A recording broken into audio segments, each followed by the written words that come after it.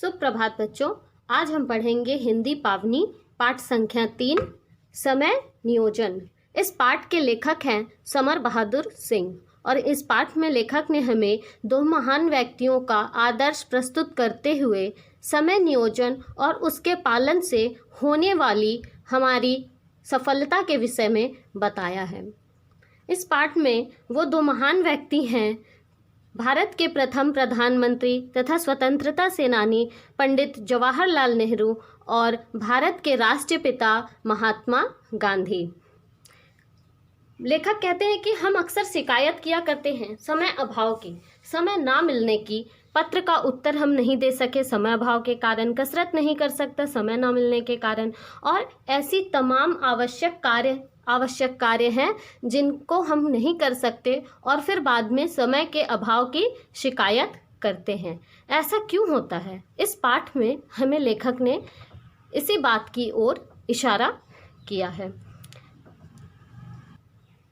नेहरू जी कितना व्यस्त रहते थे, भारत के प्रधानमंत्री के नाते उन पर कितना दायित्व था।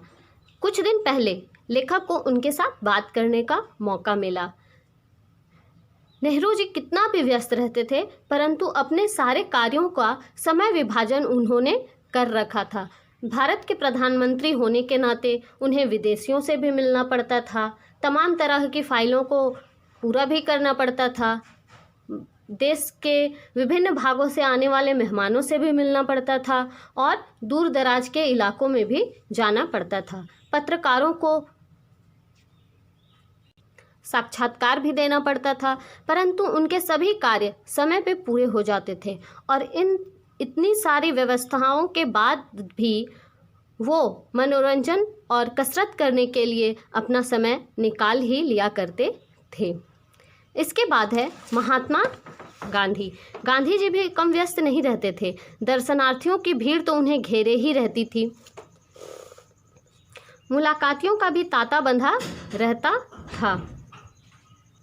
इसके अतिरिक्त देश विदेश के तमाम पेचीदा मामलों पर भी विचार विनिमय होता था। अखबारों के लिए लेख लिखे जाते थे, पत्रों के जवाब देने रहते थे, परंतु सारे कार्यों को वो व्यवस्थित तरीके से पूरा करते थे।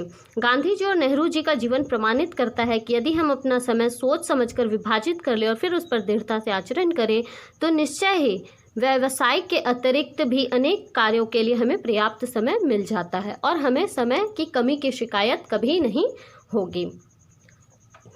आगे लेखक कहते हैं कि समय और धन एक समान है, अतः सावधानी और सतर्कता से हमें अपने धन के हिसाब तो रखें पर समय के हिसाब में थोड़ा और सावधानी बरतें, क्योंकि अगर लेखक के अनुसार अगर धन एक बार चला गया तो हम धन को पुनः प्राप्त कर सकते हैं, लेकिन अगर समय बीत गया तो वह लौट कर कभी नहीं आता।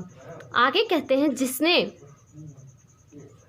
समय का बजट बनाना जिसने सीख लिया उसने जीने की कला सीख ली, सुख और समृद्धि के भंडार की कुंजी प्राप्त कर ली, और जिसने समय नियोजन का तरीका सीख लिया उसने अपने जीवन जीने की कला भी सीख ली। समय विभाजन के अनुसार कार्य करने से हम देखेंगे कि हमारे जीवन की व्यस्तताओं के बीच भी कितनी निश्चिंतता आ जाती है, क्योंकि हमें कभी किसी कार्य के लिए घबराहट नहीं होती कि वो कार्य पूरा होगा या नहीं होगा। हर कार्य के लिए हम पर्याप्त समय दे सकते हैं। हम जीवन में क्या चाहते हैं? सुख, समृद्धि, शांति, यही ना? किंतु ये चीज़ें हमें तभी मिलती हैं जब हम इनको पाने के लिए निरंतर प्रयास करते हैं। यदि हम व्यायाम के लिए, चिंतन के लिए, अध्ययन के लिए समय नहीं निकाल पाएंगे तो तन मन कैसे स्वस्थ और सबल बनेगा। अर्थात लेखक के अनुसार हमें सारे कार्यों के बीच व्यायाम, चिंतन और अध्यात्म के लिए भी समय निकालना चाहिए, ताकि हमारे दिन भर की जो विभिन्न कसरतें हैं, मानसिक तथा शारीरिक, हम बहुत अधिक थक जाते हैं, परंतु जब हम अध्यात्म और व्यायाम करते हैं तब हमें इस थकावट से आराम मिल जाता है। वयस्कों की अपेक्षा, यहाँ कवि लेखक और एक बात कहते हैं कि समय और लहरें किसी की प्रतीक्षा में खड़ी नहीं रहती, अर्थात वे दोनों किसी का इंतज़ार नहीं करती, अपना काम वो समय पे पूरा करते रहती हैं और आगे बढ़ जाती हैं। वयस्कों की अपेक्षा विद्यार्थियों के लिए समय पालन का कई कारणों से अधिक महत्व है। विद्यार्थियों को एक लंबा जीवन जीना है और सफलता की ऊंची ऊंची मंजिलें तय करनी है। दूसरी बात यह है कि विद्यार्थी जीवन में जो आदतें पड़ जाती हैं वो जीवन पर्यंत बनी रहती हैं। अर्थात लेखक के अनुसार हम जो विद्यार्थी जीवन में आदतें अपनाते हैं वो तमाम उम्र हमारे साथ ही रहती हैं और हम अपने जीवन को सफल बना पाते हैं। पाठ के अंतिम अनुच्छेद में लेखक कहते हैं समय तालिका दी जाती है। हमें विद्यालय में समय तालिका दी जाती है लेकिन वह केवल 5 से 6 घंटों के लिए होती है। हम देखते हैं कि इन 5-6 घंटों में हमारा जीवन सबसे व्यवस्थित रूप से चलता है। यह छात्र जीवन है।